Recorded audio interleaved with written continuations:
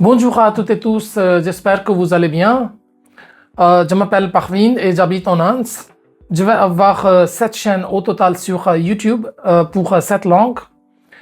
L'objectif est de rendre l'accès au contenu facile et je vais partager le contenu sur les sujets de développement personnel, les langues étrangères, apprendre comment apprendre, indépendance financière, business, technologie et aussi communication.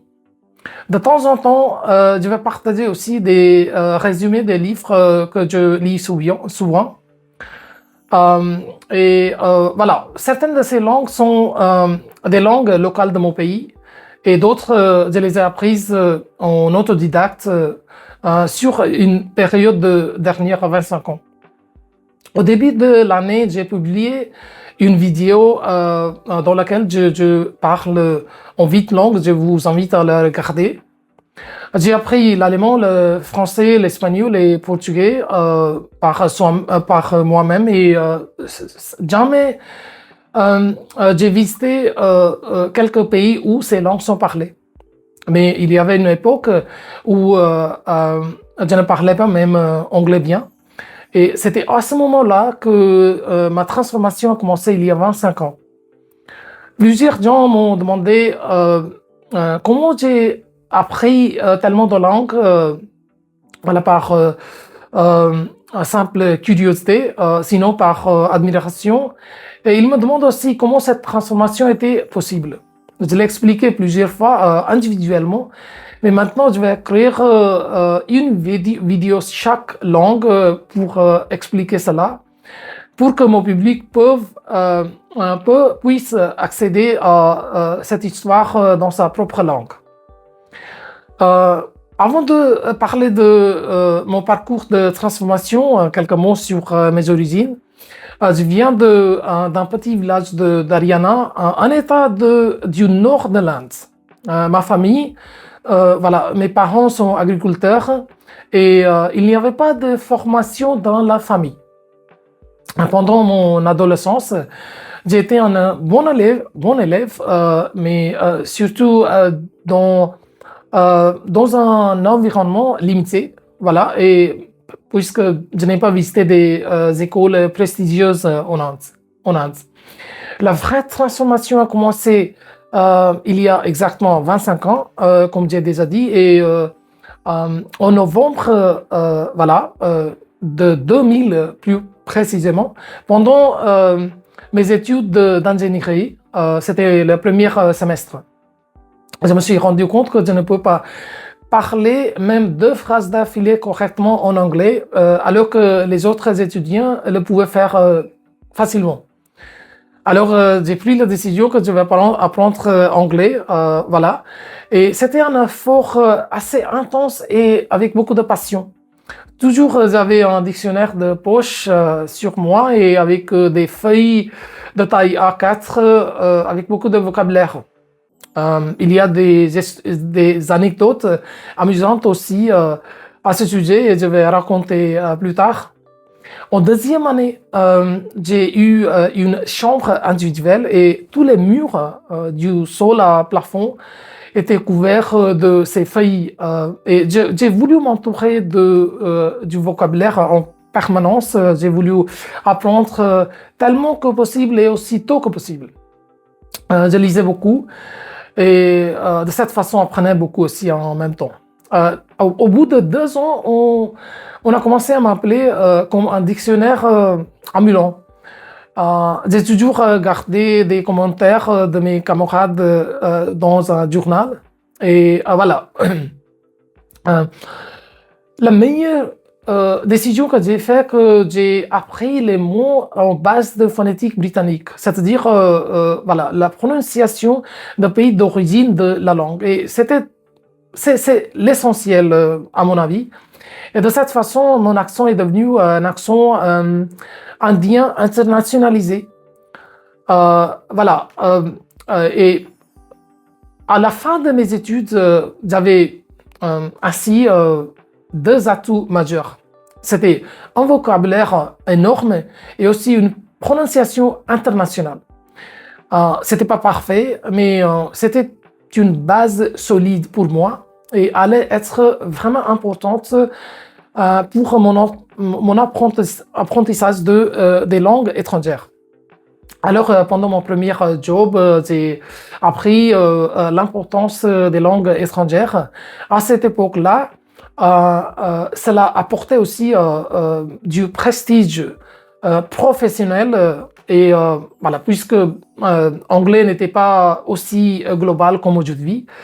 Donc, j'ai commencé avec coréen et le japonais. Et après la phase initiale de apprentissage rapide, voilà, j'ai rencontré un problème. C'était le manque de ressources. Internet n'était pas la chose de chaque maison et il n'y avait pas des magasins en ligne aussi pour acheter des ressources. Alors, je suis allé à mon directeur général et lui ai raconté le problème. Il m'a suggéré considérer apprendre des langues européennes. Voilà, il m'a parlé d'une école pour apprendre allemand, par exemple. Voilà, c'était Goethe Institute au Max Muller-Bauern en Inde. Cela m'a intéressé beaucoup et à cette époque-là, sincèrement, je pensais que tout le monde parle en Europe anglais. Et l'école se trouvait à Mumbai, c'était environ 150 km de mon lieu de travail. Alors, je travaillais pour 6 jours chaque semaine et faire aller-retour chaque semaine pour apprendre. Et il n'y avait pas des cours en ligne.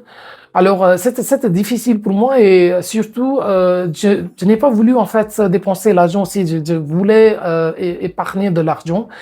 Mais le point le plus important ici, c'était que j'avais gagné beaucoup de confiance en apprenant anglais moi-même. C'est-à-dire, je pouvais apprendre n'importe quelle langue moi-même. C'était quelque chose que je pensais. Alors, voilà, j'ai demandé s'il y a un moyen d'acheter des matériaux pour apprendre. Mon chef m'a indiqué une rue à Mumbai pour acheter des livres d'occasion. Au même week-end, j'ai pris le train et je suis allé à Mumbai. J'ai acheté des livres non seulement pour allemand, mais aussi pour le français et espagnol. Et tellement j'étais motivé que de retour, j'avais lu des pages d'allemand. Voilà. J'étais jeune, j'avais beaucoup d'énergie et voilà, c'était égal pour moi les méthodes d'apprentissage optimisées. Alors, je me suis juste pleinement lancé dans le processus d'apprentissage. Une chose était claire pour moi, que la persévérance, dédication, consistance. Et je savais une chose, que je ne vais pas abandonner. De cette façon, j'ai commencé avec trois langues au total, en parallèle. Et après 2 ans, je les ai utilisées aussi professionnellement. Voilà, toujours en croissance. Et aussi, voilà, plus tard, je l'ai fait certifier aussi auprès des écoles prestigieuses, par exemple l'Alliance française pour le français, jusqu'à un niveau avancé. Et voilà, en 2017, j'ai eu l'occasion d'apprendre portugais. Il y a une anecdote amusante pour ça aussi. Voilà, on va parler de ça plus tard. Au niveau humain, cette expérience a été vraiment enrichissante pour moi. Il m'a apporté beaucoup d'humilité à ma personnalité. Beaucoup de gens pensent que et ils me disent aussi, j'ai un talent exceptionnel pour apprendre, mais je ne pense pas que c'est la vérité. J'ai appris aussi au cours de temps que chaque personne est talentée, au moins au niveau académique. Si nous voulons apprendre quelque chose, voilà, si nous sommes prêts à investir du temps et l'énergie, nous pouvons apprendre n'importe quelle chose. Et une autre leçon que j'ai apprise, c'est qu'il ne faut pas chercher des raccourcis pour succès. La persévérance, la dédication, la consistance, et le travail dur sur long terme finisse par apporter les résultats souhaités. Et maintenant, je commence mon parcours d'entrepreneuriat et j'ai lancé une école européenne en Inde et on m'a proposé la formation en langue étrangère de haute qualité et aussi au prix très permissible. Notre méthodologie vise à accélérer l'apprentissage en utilisant des méthodes prouvées et universelles d'apprentissage, des techniques modernes de gamification et aussi des dernières recherches dans le domaine de neurosciences. Notre objectif est de rendre les apprenants autonomes aussi vite que possible pour qu'ils puissent continuer à apprendre eux-mêmes. Aussi, je voudrais partager que voilà, ce que j'ai appris, apprendre les langues, c'est une expérience multidimensionnelle de croissance de soi. Parler une langue couramment, c'est-à-dire être à l'aise dans plusieurs domaines liés à cette langue. Et chez nous, apprendre la langue, ce n'est pas comme juste apprendre la langue, il s'agit du développement de la parole. Pour nous, la langue doit s'intégrer à votre personnalité. On peut utiliser la langue comme un atout, comme un art de développer des fortes relations personnelles et professionnelles et aussi pour exercer de l'influence dans la communication interpersonnelle. Au-delà de tout ça, j'ai un autre objectif supérieur, c'est de l'inspirer. Si un fils d'un agriculteur, comme moi, avec mes circonstances, peut apprendre tellement, en fait, chaque personne peut le faire. Si je peux inspirer des gens à croire en eux-mêmes, et de réaliser leur potentiel, ma vie va avoir de la significance. C'est tout pour cette vidéo. J'espère qu'elle vous a plu. Je vous remercie d'avance pour vos likes, vos commentaires et aussi vos partages. Merci encore et à la prochaine vidéo. Au revoir.